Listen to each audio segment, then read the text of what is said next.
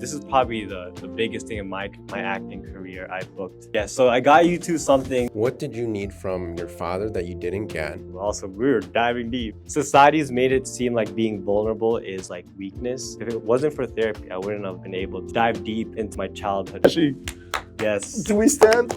Your mother is somebody who was just trying to do the best that she can with the tools that she was given. My mom, she would say when we were driving in the car, and mind you, she's got like 3 screaming kids in the back, like she's in traffic, stressed. Like, to quiet us, she'd be like, oh, you see that FedEx truck? Yeah, they take bad kids, so stop being bad. My mom would always threaten my sister and I, like, I'm gonna send you to the Philippines. We packed all our toys, stuffed toy animals in plastic garbage bags, and we're just like waiting. My dad brought me downstairs. He sat me in the car. Pack your things. We're taking you to the foster care. I'm a little kid, so I'm like, yo, this man is really taking me to the foster care right now. Tell us about what happened at the tail end of 2025 with your acting career. All right, enough teasing. Happy New Year's, boys. Happy New Year's, guys. Shall we? Believe we shall. And we thought none other than what a better way to kick off the brand new year than have our friend Andrei Villasin in the building. The crowd goes wild. Appreciate it, guys. Guys, settle. The unmentionable name. Yeah, dude, this guy gets more mentions on our podcast than like someone that was paying $25,000 a month. You would think he's doing like a paid campaign. Incredible. Real, campaign. right? Like I'm behind the scenes just buying you guys gifts. That's trying true. to market me out there, guys. He comes in with some gifts. He comes in with his well, we're not going to mention the coffee brand, but comes in with his coffee with brand new glasses. Like, this guy's new. This guy's big time now. This guy's big time. I wonder if there's been a reason for that. Yeah, man. What is the reason for this? This, guys, I was on Deliberate Dive, season 1. Exactly. You guys didn't know that? That was actually the response I was looking for. That's the deliberate dive effect. It happens. Yeah. People go Because big. Let's think about it. I mean, that other thing that happened only happened after you were on Deliberate Dive first. Before Andrei, Literally. before Deliberate Dive Andrei, it didn't happen yet. After Deliberate Dive Andrei, it happened. I mean, your name's getting put out there. Thanks to you guys. I kid you not, I would not be where I'm at today. I wouldn't have gotten that other thing if it wasn't for this. We'll get to that. Guys, happy 2026. We did it. 2026. It's here. It's a new year. Survived season 1. We survived season 1. We survived 2025. And we're back better than ever, refreshed, new goals, new challenges, new horizons to conquer. Who knows what this year's going to hold? Oh, yeah. We got some big plans. Double D'ers, right? Double D'ers. Always my favorite forever. I love just people saying like DD now. I like that. Just the letters. Well, I wonder where he got it from. I got it. Got it from me. DD. I've been putting that out there. I like calling it that. This podcast goes by a couple different names. It goes by a couple. DBA. It's got a couple of DBAs. Debaz. A few Debaz. A few Debaz. Ian's. That one missed. That one just. Wait, I Ian? saw it. Wait, let me. Bro, who's Ian? EIN. Yeah, apparently. Employee identification number. There you go. Oh, EIN. Okay, Come on. okay. He doesn't got to worry about these things because he's big time. He's big time. So he gets 1099. Man. Pre-1099 Andrei was different. It wasn't I'm different. still Yeah. at W2, guys. It was. Okay. Topic for this year. First one. Topic for this whole year. Wow. Topic for We're this only year. going to talk about this every single podcast from January till December. Is a great topic that we've been talking since 2024, that we've talked all our lives, and it's such a good conversation because I'll even add some context. Let's do it. Anthony December, okay, we're in January right now. This is January. Anthony December, one might even say December 15th, Anthony. I was going to say December, Anthony. Hey, that was so long ago. What was I doing December Dude, that's your DBA, Anthony December. Anthony December went to go watch at the Burger Park Cultural Center a solo show. And solo shows is a goal that I have for 2026. Like, I want to perform this. Yes. I went off the recommendation of Holly. Shout out Holly. One of our most successful podcasts. 100 plus views. Yeah, 100 plus Only, views. as of recording this, only 2 videos have done this. In January. And she's one of them. Yeah. So I go here based off of Holly's recommendation. Again, she's a comedian. She's a director here in Chicago. Great person. And I go watch these shows. First one was about Fat Joy, like literally a woman that came on and said, I'm going to do a solo show on like Fat Joy. And it was incredible, bro. Like by the end of it, I was tearing, like visual tear down my eye. And then the second person, this was an hour solo show. They did one about daddy issues. And the whole show, 1 hour, like talking about being queer and your father not, giving you reassurances about that, right? And verbally abusing you. And then her dating throughout her life men that have just like done her wrong and time again. At the end, it ends beautifully with them saying they're now married to another woman and they're happy and they no longer think about their dad. And then the lights go out. Powerful. Crazy. We thought no better topic than like right now that's really out there in kind of the source code of it all is masculinity. We only hear it talked about as toxic masculinity. We never hear it talked about like divine masculine, or we never, there's not enough good role models out there. And these conversations like between men are happening, but they're happening, and they're not out there. And I believe like we should shine a light to those conversations. And that's why I want to talk masculinity. That is the theme of the episode. Before we get to the big thing announcement and a segment and, another thing going on. We have a new segment going on as well. So it's a new vibe we're carrying this year. New season, new us. Wait, I know nothing. This guy knows nothing. He just walked into a hot set. Mike's Literally. hot. But that's actually how we like it, though. So Security guard wouldn't let me in. It's like, who are you? well, did you update your code? If you didn't update your code, we moved locations from last. No, we didn't. Clearly, yeah. Same location. New year, same us. New Year, same us. But new So, us. brother, talk to me about Band of Brothers. You came back. We had conversations about this. Talk to me about that. Let's start there. We'll do. Before we do that, could we pray, guys? Sure. I forgot. I was gonna mention it before. That's I'm like, good. it just went on fast. Yeah. So, quick break. Sponsored by Starbucks.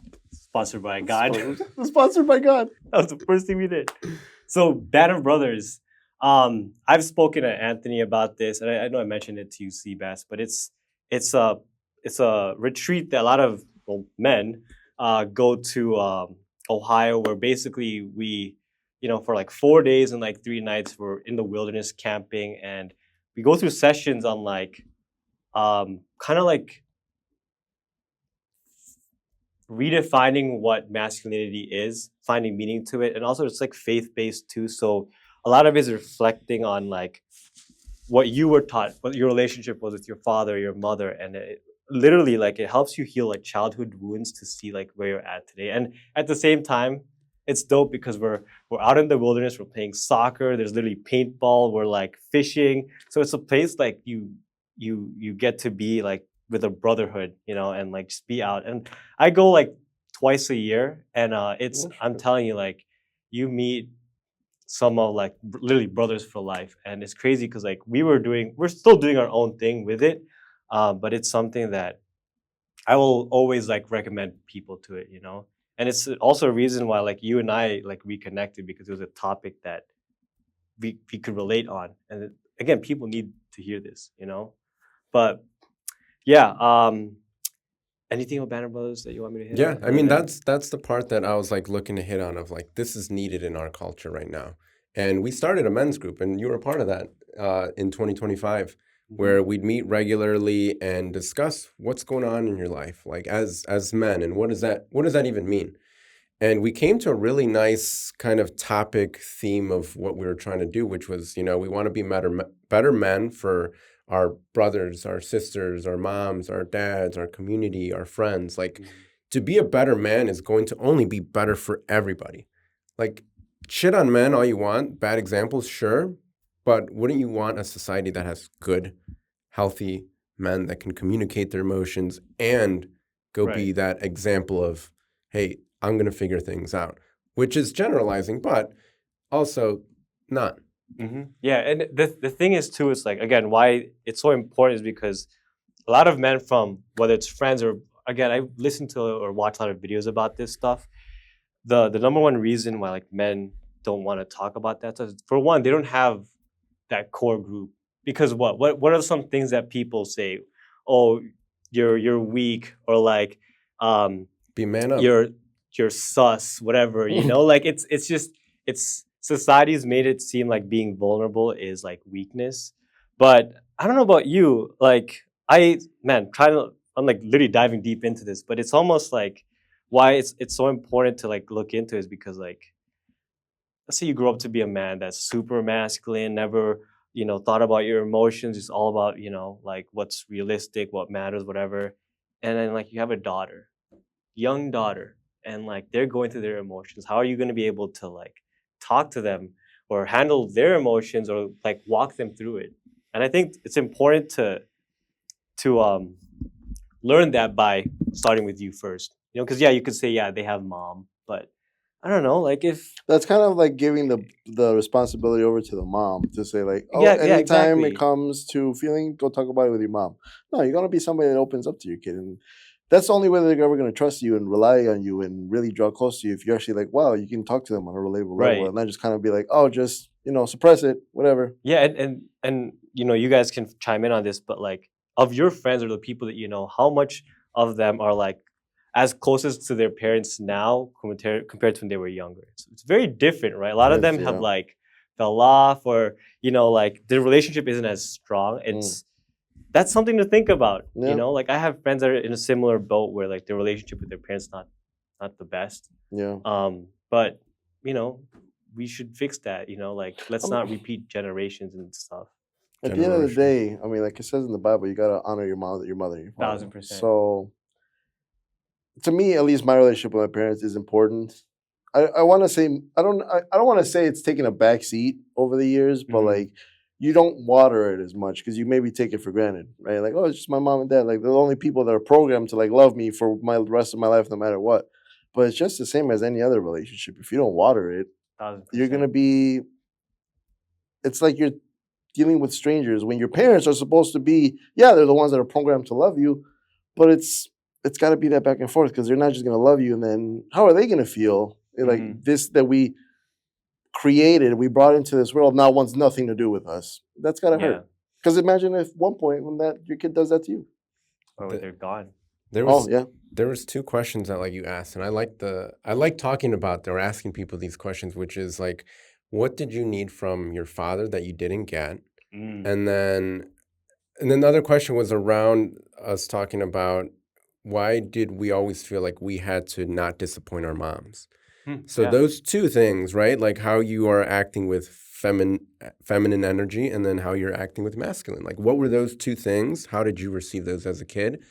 How do you view like how are you in those For sure. two as an adult?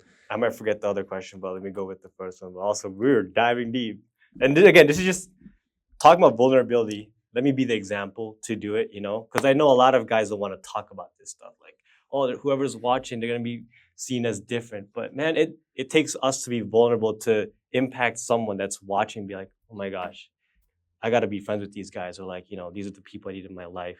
So it's like normalizing it. But to your question, what I needed from my father growing up. And honestly, it's what reflecting on my life, especially like probably like okay. As a child, I had always like battled like self-esteem issues. It's just kind of crazy. It's probably why I'm in the industry that I'm in, right? But More on that later. yeah, I think like I needed my father to just tell me that like I'll be okay, that I'm like, okay, an example, it's like maybe you guys can relate or you guys can relate, but it's like you're playing basketball as a kid and then you shoot the basketball and it goes in and the father's like, oh my gosh, you hit that shot. Wow. That was so good. That was so far too. Like things like that or like, oh, you ran so fast. That was so fast. It's like boosting their self-esteem. Like it's crazy that you think about that now, it's like, but like as a kid, Yeah. that means the world. That Yeah. approval from your father, that like, and it's crazy because it doesn't just stop from there, just from your father. It also with God, we're always seeking approval from Him, like what we're doing and Yeah. stuff like that. But that's just one of the things, like the self-esteem, like for me to do things. And like I'll open up about this. Like my dad was in a band growing up, and my mom sang and everything. So music was very involved in our family. And crazy to say that my dad got all of us into music. my sister and brother loved it way better than I did. Guess why I was doing music? For Just someone's approval. Yeah. And I remember days when my dad would come to our apartment because my parents divorced. And I'd be like, are you practicing? You're not practicing. You're just not interested. You know, and it's like, I wanted to learn, like, he got me a guitar and everything, but it's like you're forcing yourself to do something just for someone. And like, yeah, I'd like learn piano, like chords here and there, and then we'll perform for like Christmas parties and stuff. But it was all again to get my dad's approval. And like I saw like my brother, you remember, like great at guitar, like the most musically inclined. The guitar. And yeah, and like he would pick up everything. I'm like, man, I want that. But here I am, little Andrei. Yeah. I like drawing. I like playing imagination. I love animals. You know, but it's crazy that like I don't know, through all that, I reflect on that not as a way to like, oh, poor me, da, da, da. It's like, okay, I remember what that 8-year-old, 9-year-old Andrei needed. Okay, how could I be better for me now? How could 25-year-old Andrei today literally help that 9-year-old Andrei back then? You know, what would he need? Yeah. You know? I'm confused. Why 25? I'm 25. Oh, okay. Yeah, well, Yeah. I thought, yeah, okay. Yeah, I mean, we know this. Yeah, Anyways. no. I just thought, because actors typically don't like sharing their age, but I'm surprised you said it out Yeah, loud. that's like, Yeah. that's interesting. It's all good. But yeah, that Okay. shoot, sorry to not lose sight my train So of thought. I mean, you were going for your dad's approval, and that's what made you like invest a lot of time, energy, and focus into these like different things. And yeah, how wild is it that like both my siblings are nurses. Mm. I'm in the creative route that, you know, it's just so wild that it's like full circle. It might not be music, but I'm doing acting, you know, like it's You're still crazy. It's creating. You're still in the creating. arts. But yeah, so there's that. Any questions? I was gonna go to the other one. Now let's do that, and now I'm really curious how that leads into acting. More on that later. Okay. So the mom one, right? Yeah. What was it? So like again, it's all about like how we grew up. So for me, I was around like women figures in my life growing up. Like when I was born, my grandma took care of me from like when I was literally born to like 6 years old. So I'm like very close to her, and I had like my aunts take care of me too, me and my brother. So that's been such a big figure in my life. Not that like my dad wasn't there; he was here in America. I was in the Philippines, right? And so that's what started it. Like just making my grandma happy, you know, not disappointing her, doing what's good, and to the point where like coming here, being with my mom, and like I just always wanted to meet her. You know, I meet her, and like then it comes to this like it's almost like a performative relationship child type thing where if you be quiet, you'll be loved. If you know you do your homework, you get good grades, you'll be loved. Not that like they didn't love me, but you'll get that like approval almost, right? So I just remember, like, and it's crazy. Like I talk about this, by the way, guys. Like just through everything I learned through therapy too. Like you know, if it wasn't for therapy, I wouldn't have been able to like dive deep into like my childhood and like connect the dots and everything. But yeah, it started from that to the point of like even relationships, you know, girlfriends, whatever. I've always had like this, I would have this struggle of like disappointing them. And I remember my therapist was like, this thing with disappointment, where did that come from, right? And then this actually ties into this point, and I think everyone needs to hear this, of like being the hero complex. It's so normal for men to want to be that hero for their significant other. What number one reason is the movies we watch. There's always the prince saving the princess, the superhero saving the Lois, right? Stuff like that. And like, not that that's not bad, like it's noble, but if Superman is trying to save somebody in like Europe and then there's a kid drowning in Africa, like, you know what I'm saying? Yeah. So that might be a bad example, but like basically like you can't please everybody type thing. But my therapist like What do you told mean that me- was the perfect example? Actually. Okay, because like basically this how this ties in was like my therapist was like, how could you save people if you can't even save yourself? Wow. And it reminds me of like the airplane example. You know, when the masks come down, what do? Do you put in your child first or yourself? You say yourself because you can't help you can't help them. Yeah. So that really changed my perspective of it. So it's good to be noble, to want to do things, but always check in with yourself of like, hey, am I going overboard here? Am I stretching myself too thin? And again, why it's so good to have a core group of guys that can relate. And again, talk about this. For the longest time, this was just in my head. When I shared it with you, like, oh shoot, he relates, you know? And then same with you too, Seabass. But yeah, that's how that, you know, and my TED Talk. So I have a little bit of a different view, like not viewpoint, but story, I would say, because I was fortunate enough, and I don't take this for granted really at all. Speaking in regards with my dad, he gave me everything I needed. My relationship with him was great. He worked a lot, so maybe that's something I could have changed. But also, it's like he was working to provide for our family, right? Mm-hmm. But when he was around, like I always like to say he's the reason why I am how I am. My comedy, my personality, my way of being, the gifts, talents, skills I may have, it all came from my dad. He like really passed his knowledge on to me in such a way that allowed me to kind of hear it and grow with it. So I really, my dad did a great job on that regard. So I really can't say anything. However, the point that I can speak on though is not wanting to disappoint your mom. Mm-hmm. Because I am, if you guys know me, maybe you guys don't know necessarily, but like, dude, I'm a big mama's boy, dude. I love my mom, right? And at times I've kind of disrespected that and taken that for granted, just thinking like, again, going back to what I was saying earlier, like this is the person that's like programmed to love you, right? Mm-hmm. No matter what. So sometimes kind of maybe abusing that and taking that for granted. Growing up too, whenever, because a mom is just being a mom. So if she's got to correct you, she's got to ground you, she's got to do this, that.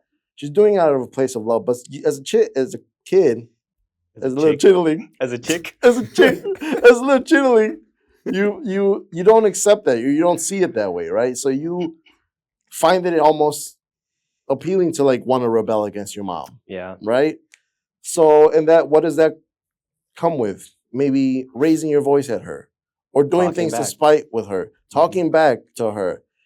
And at the time, I wouldn't necessarily feel anything of it. Maybe I'd feel bad, maybe like days later, hours later, something like that.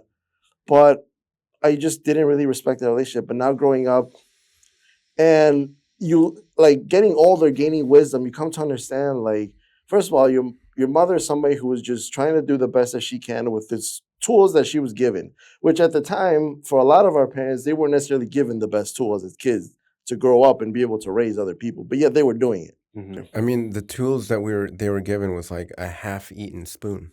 The tools that they were given were very tough rough. They were rough. So there was a lot of grace that needs to be given to them that we didn't 1000%. understand back then.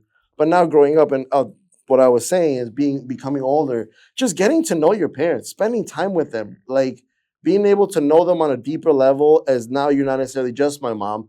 Now you're like my friend that I can confide in. Now you're the people that can tell me the stories of like when you grew up and like the things that you got into, right? When you start developing and, nurturing that relationship, you realize that your mom is the person that's going to be there in your corner, absolutely no matter what. And to think that like I could ever disappoint somebody like that, that hurts, you know, because you never want to disappoint. Like, I don't know about you guys, but like seeing your mom cry is one of the worst feelings. Oh, yeah. It's such a bad feeling, Mm-hmm. right? And yeah, that's something that I've kind of... Shout out my tia, shout out my tio. They're getting mentions on the pod today. They're getting mentions on the pod today, but I'm always, like I said, I'm thankful to say that like I've been blessed with great parents, and I really do appreciate that. And again, many years of my life, maybe I took it for granted, but now learning and getting older and just realizing, again, your parents, the skills that they were given weren't the best, but they did what they could with them. Mm-hmm. Just coming to that appreciation of them. Yeah, real quick, I want to add to that because, like you said, getting to know your parents, especially as you get older, you start seeing things differently. Like, there's one thing my dad does every year when it's like, let's say it's my birthday. Oh, you turned 25? No, I was 25. He'll say what he did. Or for example, he'll tell me like when he had my brother, it's like, you didn't have enough money for like the the labor, whatever, hospital fees. And I'm like, what the heck? Like I think about that like with me today, I'm like, oh my gosh, that's so crazy. But again, there was so much more risk and like, I don't know how to explain this, but it's almost like, I kind of feel like our parents really lived the life of like the risk of going for it, not knowing Yeah. there's no safety, comfort type thing, and especially like we're immigrants, our parents came here with whatever money was on their back and then like they figured it out. That's Like, an even another so level crazy. of that. I mean, some of you guys will be able to relate, some of you can't. That's another level on top of it. So they were given the tools that were maybe the best, but they're also having to come to use those tools in another completely different part of the world. Yeah. You really got to sit back and admire like the courage and the willpower that takes. Because at any moment, any of our parents could have been like, you know what, we're out. We're just gonna, that's it. But they've persisted and they've allowed us to be where we are today because of their sacrifices, the things they did. And that's beautiful And because that go-getter attitude, that's a very masculine trait. Like figuring it out, like that's a very masculine trait. And that's why like my relationship with my mom, I see her as the provider. Like Yeah. she's been the freaking provider forever. Yeah. And it's interesting because now like my relationship with my mom, like shout out my mom, she's watching, love you. Shout out, Mom. Now I'm over here and figuring out like that relationship with your mom, it's beautiful. However, like you still need to like balance each other out. And that's like your example of feminine and like you're the masculine. Like what's your relationship with your mom? Like boundaries also need to be set, conversations need to be had. And that's again going back to not wanting to disappoint them. It's like no, you still have to learn how to confront that because now when you're dating, when you're in another relationship, how you're going to balance that act is kind of how you balance the act with your mom, and so vice true. versa. Yeah, you don't ever want to be walking on eggshells around anybody. That's a tough place to be in because somebody's going to end up getting hurt eventually, and it's just going to be worse if you don't know how to handle it. Talk about it, handle it. No, I relate to that a lot. It, like walking on eggshells hits home, whether it's from my mom or like previous relationships. It's okay. From what I've learned, it's just you gotta have your own boundaries, and you see how like it literally it almost like crushes that because like if you're coming from this not disappointing your mom, let's say, right, and like always trying to please them, especially now with relationships, that boundaries is hard to, it's almost like it's just like a muscle practice of 100%. saying no or whatnot, and also talking about it, because like I will say I'm not perfect, I still struggle to it, and we'll talk about it. It's like, hey bro, I'm kind of feeling, whatever it may be. But I think more than anything, awareness is it's a good start, being aware of it, and from there you just start from there. That's a good point. I will say though, anything, the one thing that maybe my dad could have pushed me a little bit more on was, so like maybe you guys don't see it as much, maybe you did in the beginning. I tend to be very shy sometimes. When I'm in a new room with people that I haven't met or I don't know, I can be very shy. So one thing that I wish maybe my dad would have done more is give me that like push. Be like, no, go talk to her. Or no, go do this. Go do that. I think that would have been like a really good thing that I wish my dad would have done more of. Because I know that that's, at this point of my life, I realize now that that's something that I would have wanted. So that's kind of made me think, okay, well now that I know this, now I'm going to be this way for my kid. And kind of just give him that like little shove. So the little shove, like as for example, like a little kid, he's like maybe kind of figuring out with like starting to like girls like this, or like if you got like a crush on somebody, I would have just been quiet the whole time. I would have not said anything, kind of just maybe just talking to my friends and stuff. But like maybe having your dad be like, nah, dude, go, just give you that nudge. It's wild again to go off of that because my siblings are nurses, so they'll tell me things of like what they'll learn about like parenting or whatnot, or like taking care of kids, and like apparently it's good. I'm sure everyone knows this, but it's good to let a baby cry, or like if they fall, nothing like off a building, but you know what I'm saying, like to let them like kind of self-soothe and heal. Self-soothe. And literally that's the start of what you're talking about from as an infant, because it gives them that drive or that push to just go for it, whatever, and then it just carries on like that's such a little thing though that turns into such a big trait of somebody that becomes a go-getter, or that has no like fear to new experiences or thing like that. Just maybe if it started off with a little nudge when they were a baby, just like, yeah, go for it. Growing up, Yeah, Figure out what it is. growing up, my brother and I, shout out Wardo, we'd have that, and we'd have conversations with my mom of her saying, yeah, you guys would go out there and like hit each other, like go out and do your adventures and whatnot. And I'd just be like, all right, go figure it out. Mhm. Like, just go figure it out. And that, exactly what you're saying, like that creates that go-getter mentality or like the self-soothing. If we have a problem out there as kids, we have to figure it out. You lose that fear almost because you don't know fear. If from a very like small age you're being like nudged to do things that kind of scare you, but they're like, no, my dad's telling me to do it, so that means I should do it. You eventually just lose that fear. You grow up not having that fear. Have you guys experienced this where I don't know if you have parents or relatives that would do this or even cousins when you were little, where they scare you to the point where you get numb or scared to even move. You know, it's like, oh, don't go there. There's a monster there. And you just want to explore the cave or the tunnel, whatever it is. Not thinking like that you're going to die or something, but I think about this now because I remember like we had like nannies growing up and they'll say whatever just so we don't do something. Oh, yeah. You guys, can you relate to that? I've heard about it. I would think maybe not so much because at least when I hung out with these guys when we were young, we would It just was go do wild. whatever. My mom, she would say when we were driving in the car, and mind you, she's got like 3 screaming kids in the back, like she's in traffic, stressed. Like on one of those days, to quiet us, she'd be like, oh, you see that FedEx truck? Yeah, they take bad kids, so stop being bad. And all of us would just get in line. Wow. In line, Wow. which was funny. But I could see how useful that is. Yeah. I think there's Again, the tools that they were given. The tools. for sure there's a fine line to it because obviously we hear things of parents like traumatizing their kids. It's the very real other side of it is Literally. also very true.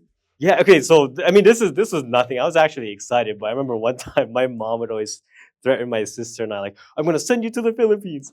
And then there was one Damn. point, we were still living in Skokie at that time and like we're packing up our toys and I'm telling my sister, oh, pack that. Our cousin would like that. And then literally we packed all our toys, stuffed toy animals in like plastic garbage bags. And we're just like waiting, like when do we go? Actually, you guys just reminded me of a story that I can speak to. That's the perfect point. Yeah. When I was a little kid, I think it was before my sister was around, so I was probably like 6 years old, 5, 6 years old. I was just being a badass little kid, and I remember this clearly because my parents told me, and it's like one of those kind of core memories that kind of stick with you. They did that to me a little bit. They told me I was just being bad, so like I get it now. Like I was just being a fucking badass, right? They got to the point where they're like, you know what? Pack your things. We're taking you to the foster care. That's crazy. Made me pack my things. Made me go downstairs, get in the car, start driving away. Obviously, I'm a kid. I don't know what the fuck's going on, right? I'm thinking he's actually He's in the taking backseat. me. Passing my ass, dude. I was in the front, right next to him. Fucking WWE wrestler on his lap. My dad brought me downstairs. He sat me in the car. Feet dangling. I'm a little kid, so I'm like, yo, this man is really taking me to the foster care right now. What is going on?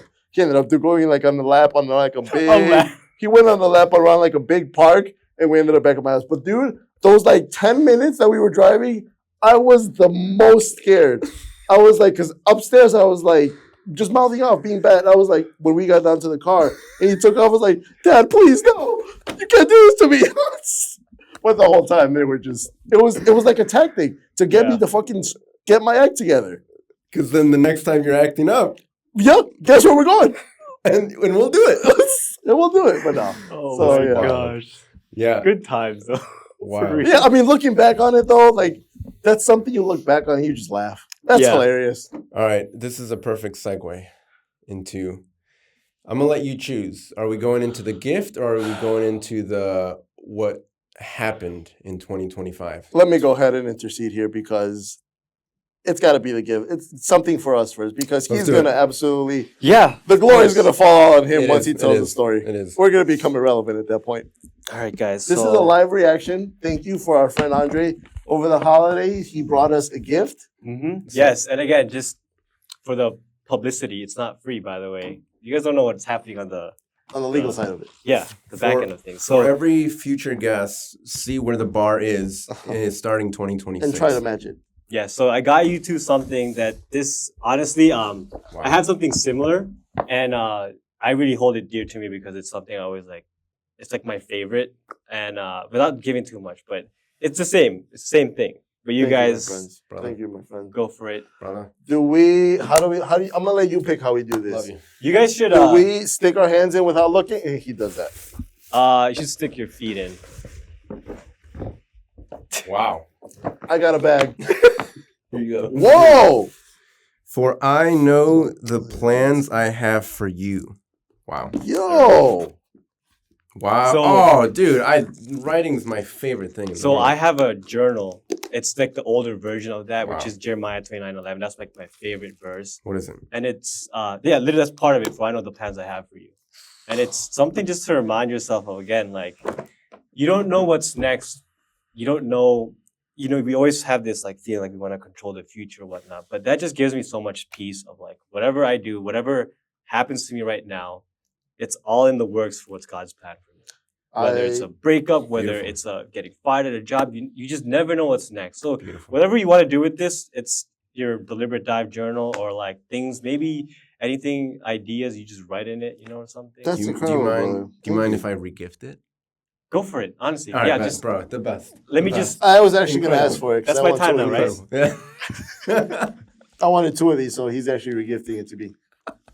Bro, thank you for this. No, Yeah, this is no, dude, of course. Wow. Dude, I love you, man. It's amazing. This Yeah, I guy, just have to wait like you 3 guys- weeks, but I mean, we're starting the bar out real high for the rest of you guys in 2026.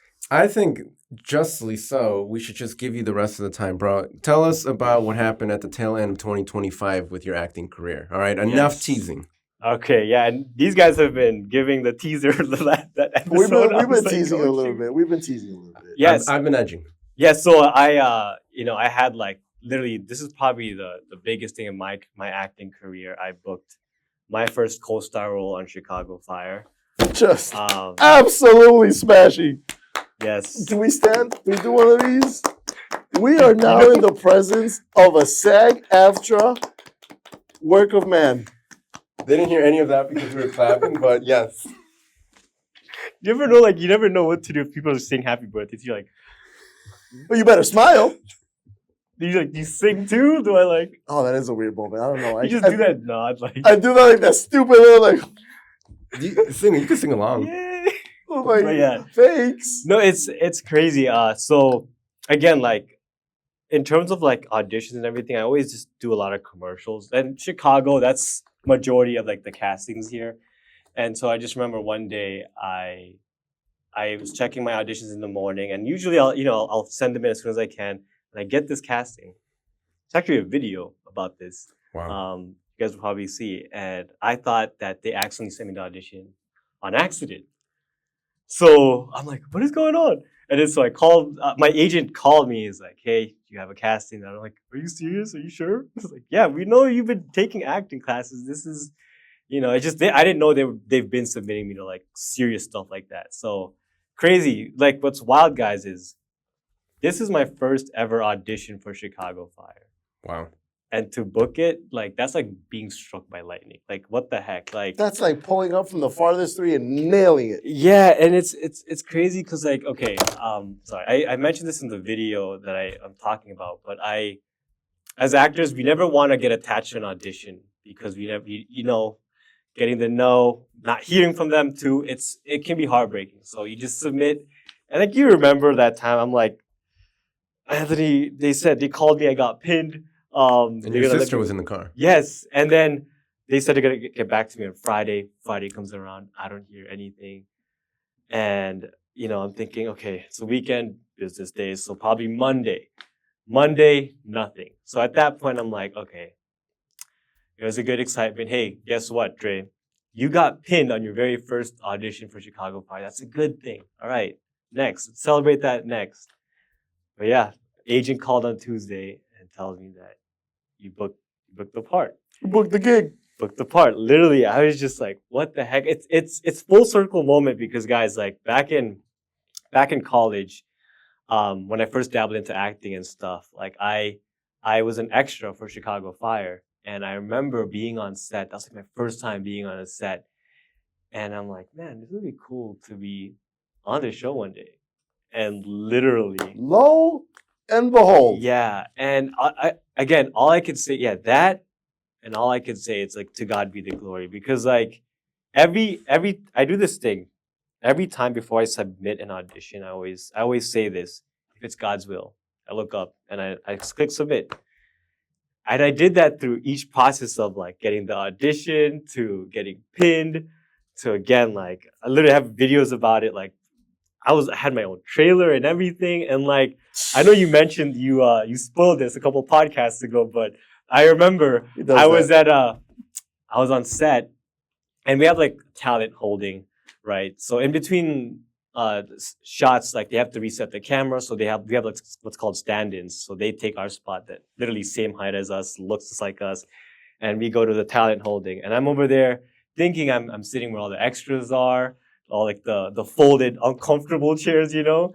And then one of the assistants was like, "Hey, no, you're right here, next to like the other two main actors, like with the folded cushion, nice chairs." I'm like, what the heck? And then she's like, "Can I get you anything?" I'm like, iced coffee. She gives me 2 iced coffees, and just like I literally soaked all that in, like to get a taste of my dream. And man, again, like it's just a great reminder of this is why I'm doing what I'm doing.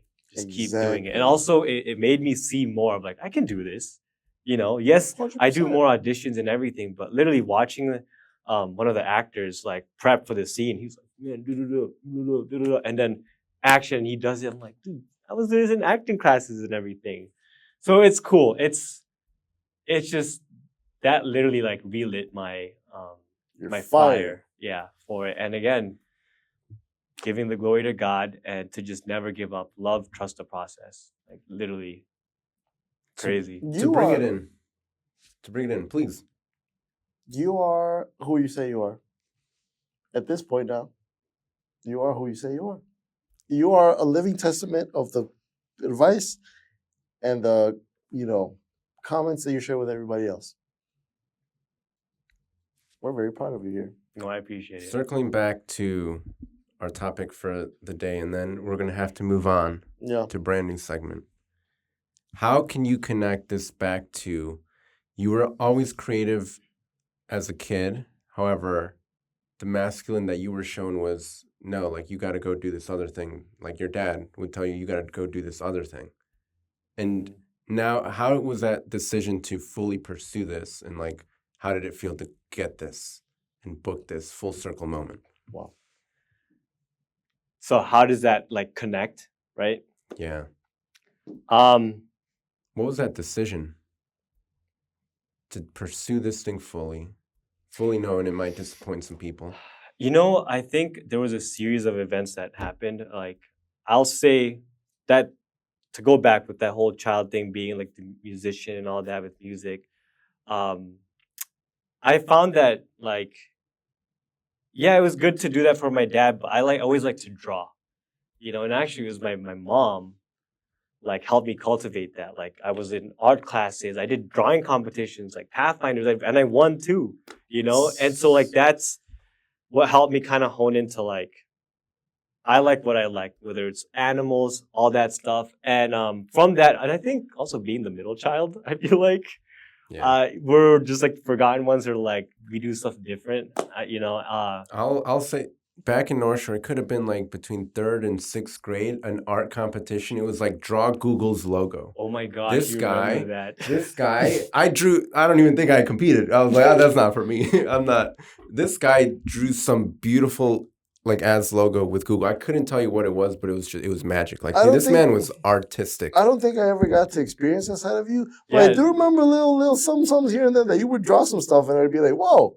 Yeah, it's crazy. Yeah, because I stopped like after like 8th grade or high school, I stopped doing that stuff. But yeah, that was actually Google had this thing where like any middle school kid can draw something, and that's with Google, and it'll be on their main page. But so that stuff, like just literally doing things that I liked, and to full circle back to like the acting stuff, like I made decisions, like, for example, I didn't go to school in the Philippines to pursue nursing because that's what my family wanted me to do. I stayed here, did finance.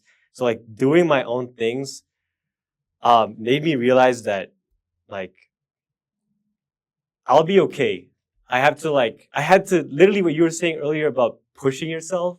I had to eat shit. You know what I'm saying? Like literally, I remember finance wasn't working much. I was working at the gym, Pizza Hut, like literally only had 4 hours of sleep and was doing that. And it's also my dad. My dad was there. Like he's like, always there to kind of like guide me, but also tell me, hey, do this, do this. But I sucked it out. I continued to pursue and then, started doing Uber and everything too. And like, we found my way to just doing acting. Like, I think I mentioned that at the last pod, like how I started.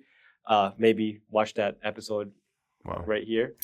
But yeah, like from freelance modeling and everything to doing it. Again, I'll say this. Sorry, I'm going off a tangent, but whatever you're doing, if you love doing that thing every single day, loving the process, that's something that, that should speak to you. Like if you do it for free almost, like if you just enjoy it, I love being on sets. I love being able to talk to the light guy, the grips, whatever, and ask them like what they're doing and stuff, like observing.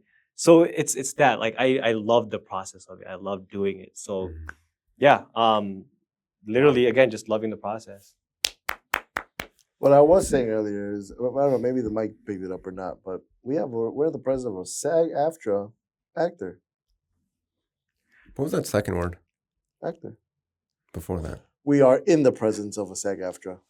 He's manifesting. I am SAG eligible, but wow. We speak in the future tense. Real deliberate dive fans will know where that reference is from. Look what happened last time. Came on the show and then you made it big time. So literally, without I don't want to say it's us, but sometimes the proof just speaks for itself, huh? Now, we're going to move on to a brand new segment that we want to test for the new year. Yeah. And utilizing our resources, we are in a space that has a lot of books. Yeah, I like that. And I so like how that's put. We decided to pick up this Earth Medicines book. Also completely random, too. Completely random book, and we're going to open it to a random page and read from that random page, and then we're going to just discuss that random page. See what it brings out of us. Let's see what brings it up. What is that? Is that God? Oh, I thought it was that's just a woman. Literally. It's a woman. God is a woman. The same thing. God is a woman. All right, everybody. Tell me when to stop. Stop. Wow. Okay. Would you like to do Fire for inner harmony. Electuary for digestive fire. Whoa. Warming herbs such as ginger have widely been used for the digestive system, helping with ailments such as an upset stomach, nausea, and indigestion.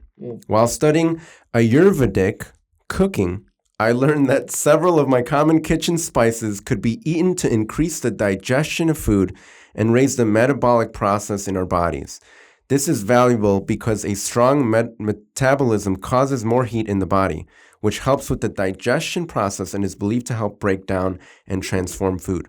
This action is called Agni, the fire of digestion. Agni Kai, that's from Avatar: The Last Airbender. Interesting. The general signs that you may have a weak digestive fire are experiencing a poor appetite, feeling sleepy after meals, having excessive gas, and feeling heavy or lethargic.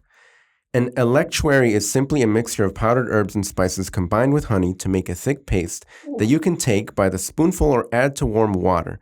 I have made electuaries using fresh plant materials such as the zest of a lemon or grated ginger, but for the most part, they are traditionally made using dried powdered herbs and spices for a longer shelf life. Any of these spices are great for digestion and can be used on their own or blended to make your own special combination. It's a straightforward method and a tasty way to introduce more fire into your body. Oh, man. I want to go ahead and take a little sip of that right now.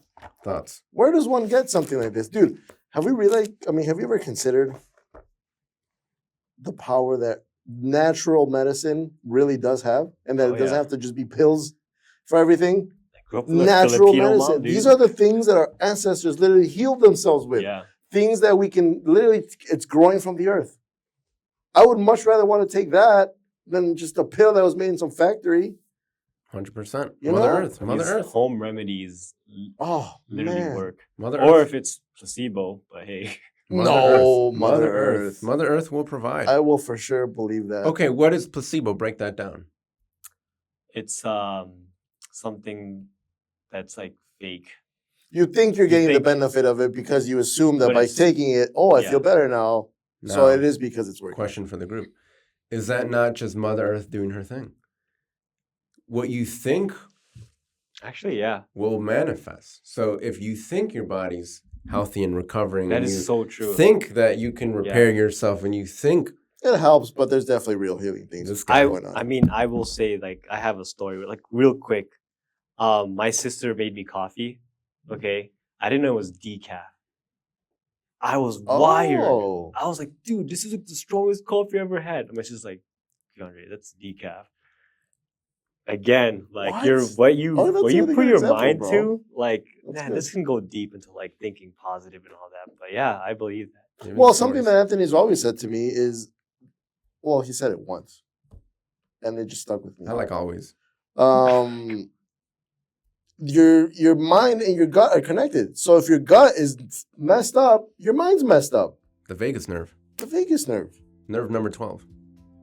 That- It's directly connected to your Exactly. gut. And so when you hear trust your gut, it's it's not trust your gut. It's not just the same. It's no, trust whatever you're feeling. Like your stomach already knows, like way beyond your conscious mind knows.